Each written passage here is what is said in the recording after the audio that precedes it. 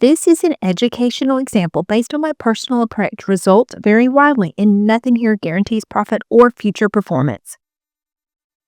Hello, everybody. Welcome to the Trading with Ashley show. This is such an important video because it allows you to actually wiggle out of a trade that you feel like you made a good trade, but then suddenly a stock drops. And then you realize, uh-oh, I'm not so sure I want this stock at this level if I have sold a put. So I'm about to show you how to replace the trade with a strike price that is lower, meaning you'll get the stock lower and you push it out in time and you receive a credit.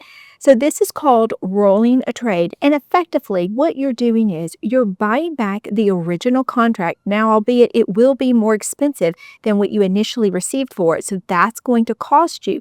But you replace it with a new trade that gives you more premium. You're going out in more time, and that typically will bring up the premium on an option that you're selling, but you're also trying to accomplish going down in strike so that you will get assigned at a lower strike price. Because if you get assigned at a lower strike price, then you can enjoy the ride up and start selling covered calls sooner than maybe your initial trade. So there's a lot of different nuances to it, but I am going to keep it as simple as possible. There's two objectives when we roll a trade. We want to actually get a credit for it, and we want to go down in strike price. So I'm going to show you an example on NVIDIA, but you can apply this to any stock that you're interested in kicking the can down the road and actually getting the stock lower than you initially had planned. To illustrate this, I thought I would take a popular stock like NVIDIA, and let's take a look at maybe a trade that I opened before, and now I'm not so sure I'm comfortable accepting assignment at this level. So the one I'm going to look at right here is the 190 strike. This was actually sold on February the 25th. And it appears that right now we are losing money on it. It shows a 53% loss. Now keep in mind there's 5 of these. You could roll all 5 if you wish. But at this point, NVIDIA is trading a little bit lower. So let's take a look at where NVIDIA is trading so that I can best determine where I might be comfortable looking for a new trade that I'm going to replace it with. Now, keep in mind, this one expires in 8 days. So I'm going to have to go out much further than 8 days because as you go out further in time, you do get more premium, even if you're going down in strike. So depending on where it's trading and what events are happening in between now and the new expiration date will best determine what price I can get.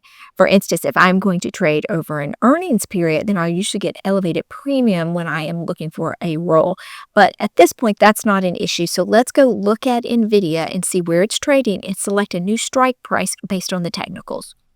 Right now, I'm on Yahoo Finance, and I want to look at the date that I actually sold the put, and then I want to look at maybe where it might go. So right here, if you see right here, this was the date that I sold the put. NVIDIA was trading at around 195, but currently, you see, we are trading at 182 because the market's been under some pressure. So knowing that, I need to select a new strike price that I'm comfortable buying NVIDIA at. So let's look at that now. You can look right here and see this is where we're trading. But I'm really interested in looking at something maybe around this 175 level. Now, that's quite a bit of ways from where I currently was, but it's not too far from where we're currently trading. This 175 interests me because this is the 200-day moving average. Typically, if you get a stock at the 200-day moving average and it's a really good company, eventually that works in your favor. And NVIDIA is a very good company. It's a very large company. So now I'm going to go try to find a strike price lower than my current one, which is at 190. And I'm going to try to find something maybe around that 175 area and see if I can roll for a credit. Looking back at the initial trade, let's take a look at what I received when I actually opened the trade. I received in premium at the time $5.89 for each of these contracts. Well, currently you can see it's trading much higher. It's trading at $9.05. So what this means, if I want to get out of this trade, I have to give back the $5.89 plus I have to add to it to get to the $9.05. So this is going to be a loss for me if I want to just simply get out of the contract. But I still want NVIDIA. I just want it lower, and I'm willing to wait a little bit longer until I can get it lower. So now I might decide to roll the trade. They have a button right here in Fidelity, and most brokers have this. So you would just click this, and I'm going to show you how it looks on a ticket so you understand what's happening. Here is how it auto-populated on the ticket. Now let's look at the dynamics. It's showing you that to buy to close these 5 contracts, I am going to have to pay something around $9. Now remember, that's a lot less than I received. So I am taking a loss on this portion of the trade. So my goal would be to try to find something around that 175 mark and go out further in time and get a credit. Well, how would you get a credit? Well, I would get a credit if the new contract that I'm selling is higher than this $8.95 that it's costing me to actually get out of it. So let's go shopping. Let's start looking about a month out. So if we look at April the 17th, let's put in that 175 strike and just see what happens. All right, I put in the strike. Now let me show you the dynamics. We're almost there, but not quite yet. You can see right here, I'd be paying about $8.95 to get out of the current contracts, but then I'd only receive $7.47 to get the new ones. So I'm not getting a credit. That doesn't fit the criteria that I'm interested in. So how will I get more premium? Well, more than likely, I'll get more premium from going out a little bit further in time. I'm comfortable at the 175, but I might have to stretch this trade out just a little bit further to actually get the credit that I'm seeking. Let's try that now. Bingo, I think I found it. Now I am having to go out now a couple of months, not just 1 month. You can see March 13th is the initial date, and I initially was looking something at around April 17th. But if I go ahead and push this to May the 15th, it looks like I will get a credit. You can see right here that I'll receive $10.25 to actually open up these new trades, and I'll be paying $8.95 to close down the original trade. Now, there is a benefit to doing this, even though I am pushing it out further in time. I am reducing the capital requirement to hold the trade because initially I was willing to buy them at $190, so it was holding $19,000 a contract.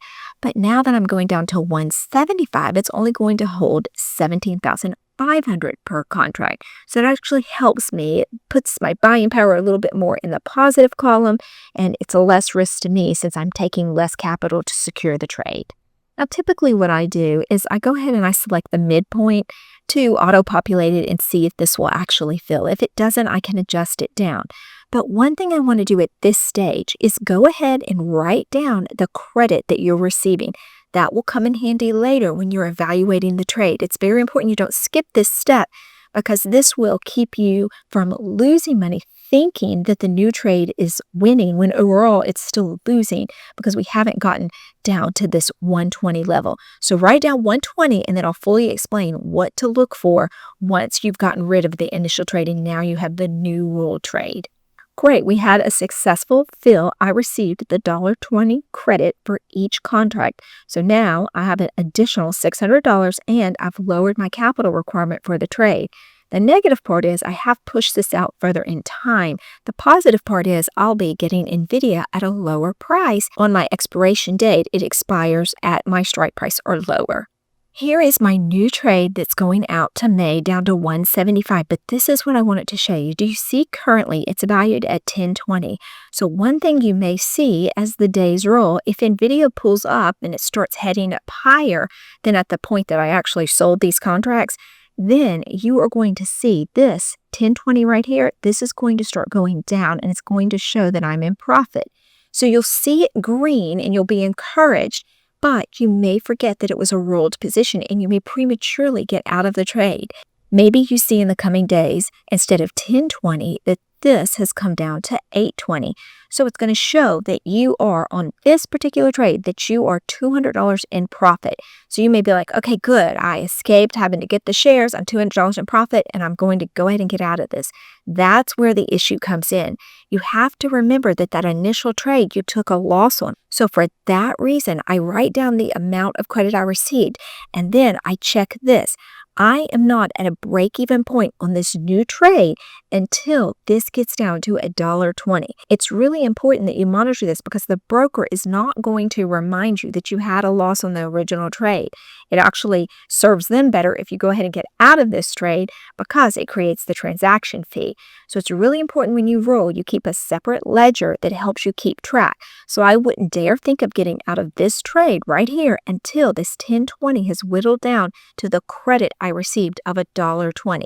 At that point, if I wanted to get out, I could, or if I wanted to just accept the full amount that I received, and then it'll be even more positive for me, I'll just let it expire worthless if it looks like I'm not going to be put the shares at 175. So the risk would be you actually getting out of this new trade early before you're actually in profit for the trade. I hope you found that enlightening and it actually helps you now go evaluate your trades and try to determine if you prefer to actually roll the trade versus just buying it back for a loss or taking assignment at a price that you really feel like is no longer a really good price for you to get the stock at. Remember, if you're with me trading with Ashley, there's no trader left behind. Now, I did another video on rolling options and it added a little nuance to it. It's called the delayed roll. If you want to watch all the detail about that, you can watch that video right here.